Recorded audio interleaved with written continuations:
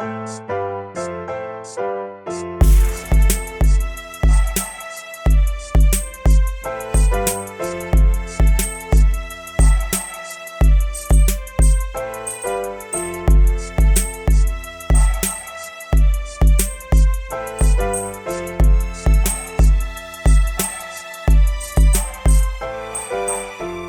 right, so shifting gears, you mentioned earlier the work that you've been doing on the myth and propaganda of black buying power. So let's start with just laying out the general thesis of that work. I mean, the shortest version is that black people don't have any money and are devolving materially. And there has been a long time, and I'm even learning more about it just recently, a very persistent myth around the money that black people earn collectively and what can be done with that. And buying power has emerged as this popular mythology that again allows for this narrative to be developed that if black people just had financial literacy, if black people just were more responsible, there's plenty of room to be made and money to be made in this capitalist economy. And that's just flat out nonsense. But it's a very, very powerful myth. It's very effective. It's very well distributed. And very few people look into it. So I'm not proud, but I really am, I think, the only person to really ever look into this and say in this sort of sustained way, and to try to call it out. And it's not easy. It's not easy. Mm-hmm.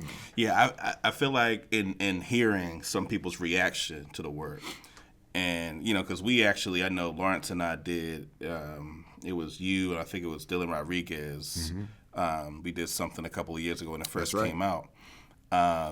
And one of the things that I remember saying to you is that I feel like some people hear the argument, and where they stop at, I think people hear what they think they hear you saying is being engaged in collective, black collective enterprise being inherently problematic, right?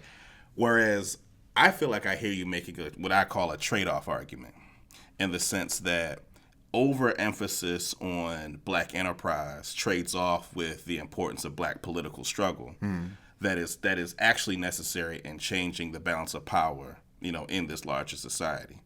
How would you respond to that? So, I mean, in part, I agree with you, but I think it has to be made. It has to be made emphatically clear. There is no material or economic solution for the condition black people face in collective economics of any kind. There's no solution to it. So cooperatives, black capitalist endeavors, buy black, bank black, all of that, whatever people think of it, whatever my opinion of it is irrelevant. Objectively, it cannot close. It cannot close gaps. It cannot solve the problem. It is not a solution. Does it mean it is of no value? No. So are there if people are politically clear about the situation and what their endeavor or effort is meant or capable of doing, a lot of the collective work that people talk about could be effective to a certain extent. The problem I have is that a lot of people who really just want their business to do well project this as a solution for the collective, when what they really mean is, I just want your money. Now, for black people, the history is pretty clear. When black people go to other black people and say, give me your money and not them, that is a successful marketing tool for certain people at certain times in certain business lanes. And it has been proven effective. So we have the famous examples of Madam C.J. Walker. We get these other ones. And then we have the handful of people that we hear about today. But the reality is the collective have continuously gotten worse. So I'll stop here, at least for now, and say this, like my man Diedrich Muhammad and I have gone over a couple of times now. The National Bureau of Economic Research produced a study recently that basically said the best black people could hope for is a 3-to-1 ratio with white folks in terms of wealth. And that is the best case scenario if you go back to enslavement, official enslavement, and take away everything black people have experienced in terms of redlining, Jim Crow, unfavorable bank practices. If you take away all of that, just because of the unequal starting point, the best we could expect is 3-1. The reality is it's closer that it's more like 6-1 because all of that did happen. So the point is, in addition to this other stat I got from my work with Diedrich and his crew, is that from 1992 to 2012, black people created more than 2 million businesses, and their capture of the national revenue, sales revenue, went down from 1% to 0.03%. So my point is, and we can go through some of the reasons for that, but my point is, this is not an issue of black financial literacy, black collective this, black supporting that, black this, black. It is not. It is an issue of the fundamental relationship black people have to this country, and to the economy, and that is something that has to be come to terms with. And there's a lot of fraudulent punditry, a lot of bad analysis, a lot of confusion out there. So I don't mean to suggest that I have the singular answer. I just mean to suggest that when it comes to this one particular myth, we got to get past it if we're going to get to the actual solutions and the actual answers. So, so that's that. That's that. That's that. There's a piece that we actually haven't put out yet. I think I shared with you a while ago, where we talk about the mechanics of wealth redistribution. And one of the things that we say is that the vehicles necessary to move resources into the hands of working class black people, institutions can control by working class black folks. We need institutional containers, right, in order to do so, right, that have democratic decision making, where again it's working class black folks, not your traditional boards of directors and stuff like that. And a part of why, for me, I've taken particular interest in kind of hashing out, this argument to folks who are engaged with our work is because I think that there are some people. I was actually on a panel last weekend. It's a wealth summit, and it's put on by a brother that does a bunch of real estate, bunch of like black business stuff. And my experience has been that because of the lack of political literacy amongst our community, I think a lot of the people that you're describing as hustling our community, there's certainly those. I feel like there are a lot of folks in our community who just don't have the political literacy and are seeking it out. And so one of the things that I know we try to encourage is those black formations that are looking to try to empower working class black communities to be alternatives to mainstream institutions that are engaged in the distribution of these resources. We need to support and develop those, even when at times ideologically we're not completely aligned. Because I know some of the folks that I was on the panel with, and I have to give the brother who invited me, it's a brother named Sharif Small, I have to give him a lot of credit in including me in that, because typically that's a room where everyone's just talking about how we gonna get money, right? And I was able to, along with a couple of other folks on the panel, be able to talk about the importance of black people building collective political power and making sure that the masses of our community actually benefit. And that, there are a few times when you had stuff come up like, the black family needs to, and I had to jump in and say, it's easy to pick on working class black people. You know what I'm saying? It's harder but more relevant to pick on some of the black middle class that have benefited, have left the community, will point the finger. So I got to give a brother a lot of credit for even allowing that discussion to happen in those spaces. Yeah. You know what I mean? And so a part of, for me, what I want to make sure is, because I think the argument at its core is that there's no substitute for political organizing. And that I think there are some people that avoid that because they benefit from the current arrangement. I think there's some people who avoid it because it's in some ways kind of a traumatizing reality. That actually you got to seize power. That there's no version of this society as it is that's going to be equitable, for black people. So do you get the sense that some of the reactions that people have had to it come from what I would call just a misunderstanding of that fundamental point. That because I find what you're saying what you're saying is there's no replacement for politics and political organization. So it's kind of like whether it's the white folks who dominate the national political narrative, or whether it's a lot of I think misguided black folks at the other end of the economic political spectrum. A lot of people keep arguing that poor black people need to create wealth in ways that they themselves have not created it. So white people at the top did not create wealth by starting a small business and saving their money and marshaling their buying. That's not how wealth is created. At the other end, a lot of the black spokespeople who are promoting whatever version of black capitalism to their audiences that they didn't make their money that way either. Most of them either made money, most of them are making money by selling the idea of these courses to their unwitting black audiences. It's not like they went out there and invested and did real estate and made all this money, and now they're coming back to share the wisdom after creating all this wealth with their audiences. Most of them, and including some celebrities like Steve Harvey, you didn't make your money investing and doing you made your money doing comedy and hosting apparently every television show out there. But then you come in front of poor black people and tell them, oh no, to get where I'm at, you got to do this. Meanwhile, while also not explaining that you've been paid to tell people that.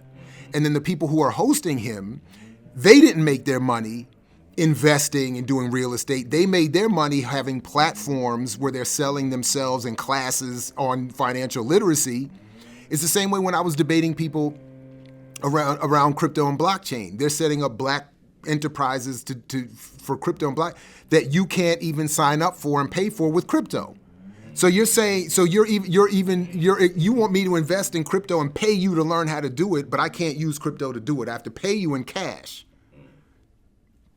Anyway, so what I'm saying is that's why I think it's safer. It's not an all encompassing, but it's safer in terms of analysis and avoiding hustlers to say, I'm not paying anyone to learn how to make money.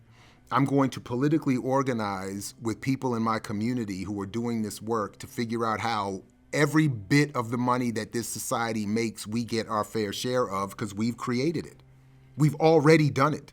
So it's just like when I hear Dhoruba bin Wahad tell us that we're fighting now today battles that we won 50 years ago. I feel kind of the same way about that in this context. That I know we have to, but I don't want to argue with anybody about what's the best way to get rich. I want to build with you so that we don't have to, because we've already created the wealth. We've already created it. And when you say we've already, just for the listeners, we already created it. The GDP. So when I talk about gross domestic product, GDP, which is often wildly misreported in the conversations about buying power and black capital, GDP is a measurement of the wealth created by all of the goods and services spent in a year in a society, which is really, it means it's a marker of the wealth created for those who own the economy. So in the United States, it's even gone up recently. I think it's somewhere around $22 to $25 trillion now a year is being created in gross domestic product, meaning after everybody buys their coffees and then goes to the movies and pays their taxes and buys their microphones, and every time you click on a website and it generates money from the ads just from you clicking on the website, we're creating it. When I pay a bill, when you pay your rent, when we pay a mortgage, whatever we're doing, the person who owns the pizzeria is equally participating in the creation of the wealth from pizza as the person who comes in and buys the pizza. They're both participating in the creation of wealth. Why should all of that, or overwhelmingly all of that, go to only the people that own that pizzeria? Not the people who work there, not the people who shop there, not the people who live around there that provide the societal space for it to exist, not the people who live other parts of the country who provide a country for this place to exist and pay taxes, who provide the schooling and the healthcare for the people that grew up to own the pizzeria and work in it. We've all done this. So instead of saying there's $20+ trillion and let's look how all of us can eat, We're taught to say, no, Davon, pay me so I can teach you how to invest your handful of dollars in this or that to make money that I've made, which I've really only made by having you and others pay me to do it.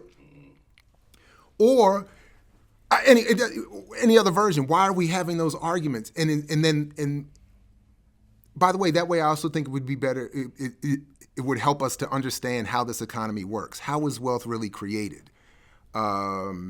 And by the way, that goes back to what I was saying a minute ago about the post-pandemic propaganda uptick, is that when people started to realize, wait a minute, they could create money out of nothing and just give it to each other. We could do it temporarily. We could do it permanently. We could. So wait a minute, if you could just pay me to stay home for a couple months and use money that you largely created out of nothing, you don't even literally make money anymore. It's all digital at this point. Why then can't we just repurpose some of that money so I never have to go back to work? Or I can go back to work at a higher pay. Or I could go back to work at maybe half the amount of hours for the same amount of pay. In other words, there's so many different things that could be happening. Instead, we're told to focus on Davon compete with Jared, Jared compete with Lawrence, Lawrence compete with compete with everybody. And create your little pocket of wealth, and in so doing, you'll be helping the collective, which is madness. It's just madness. So, anyway, I don't know if I feel like I went astray, but that's in part what I'm talking about. So the piece around politics. Real quick. Yeah. The U.S. economy is at least 70% consumer based, meaning that the wealth is in this society is not made from because this country is producing cars and couches and tables. It's made from people buying services and paying for the products that are made in other parts of the world. In other words, from consumption. And all I'm really saying is, what my argument with buying power is encouraging a focus on is respect the consumer. Let's stop chastising the consumer for spending so much on a latte or buying this much on rims and spending this much on hair and spending this much on something else. If they don't do that, then those businesses and the people who work in those businesses collapse. Your consumption is doing a service. You're helping someone have a job. You're creating wealth for somebody else over here. You're doing this you're creating a service. You're driving someone's food to them. You're driving them to the airport. That's creating wealth. Why should all of it only go to the top? So the drivers who are driving these rideshare things are working all day and night, risking their lives for nothing. Why? That's all I'm saying. So my favorite example is, I'm going to one of these big time sports stores. I tell this story all the time. It's one of my favorite. And I'm buying what I remember is a wildly expensive soccer ball and some socks for my daughter. And the guy behind the counter says, "Do you want to donate a few extra dollars for cancer research?" And I said, "No." And he kind of gave me this look, and everybody's kind of, like, it's this uncomfortable. And I'm like, what are we talking about? This is a multi-billion-dollar store owned by a multi-billionaire. My purchase of this overpriced soccer ball, I've done my duty. I've done my service to the country, to the world, to the economy. I've done it. If we need cancer research for the country, slice off a portion that's going to this billionaire who has not stood here behind the register. He's not stood on this side and made the purchase. He didn't make the soccer ball. He didn't deliver the soccer ball to the store to be sold. He didn't put it on display for me to see it. He didn't do any of that. And he gets almost all of the money from this transaction. And yet you want me to give more? With the pretense that I'm helping a cancer patient and I'm supposed to feel guilty? No, you're tripping. And now we have to really reassociate or reset our relationship to the economy and our understanding of how this thing works. I've already done my job. You behind the register, you've already done your job. The people who produce this moment already did their job. The wealth has been created. The problem is we don't have a political arrangement that says, oh no, 1% can't exist. So we're going to redistribute that. Now, Maybe we don't need to ask Jared for an extra couple dollars for cancer research because we have an abundance of extra money because we have not created a pool of wealth for this one person and this one family to sit on having done nothing. That's really what I'm trying to say. So I'm like, we've already, and the beauty of my version of this is that if you want a bloodless revolution, this is it. There's nothing really revolutionary in what I'm saying other than, because we're not changing the economy. We're not going so far as to nationalize anything. I'm not even doing anything really radical. I'm just simply saying the wealth that is created from this ignoble capitalist system should just be better redistributed. Then we can get to another stage about how this wealth is really being created. But it's like you don't even have to, I'm not even saying you got to pick up a gun. You got to I'm not even saying you got to go to another meeting. Just tell whoever you're going to cast a vote for anyway, I'm not voting for you unless you're going to redistribute the GDP. That's the only talking point I want. I don't want to hear about abortion. I don't want to hear about nobody's rights. I don't want to hear about police. I don't want to hear about abolition. I don't want to hear about nothing. Where's the redistribution on your agenda? Because clearly you've been coming around forever saying, I'm going to deal with the police and I'm going to put more LGBTQ people here and I'm going to hire more black people. We've already heard all that. You don't do it. So the only thing I'm looking for, if you want my vote, where are you on the GDP?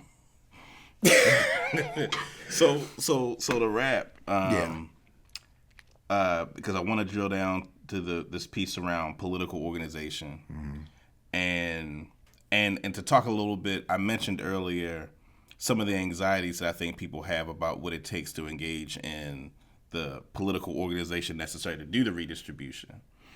Again, it's easier to just say we can buy our way out of it.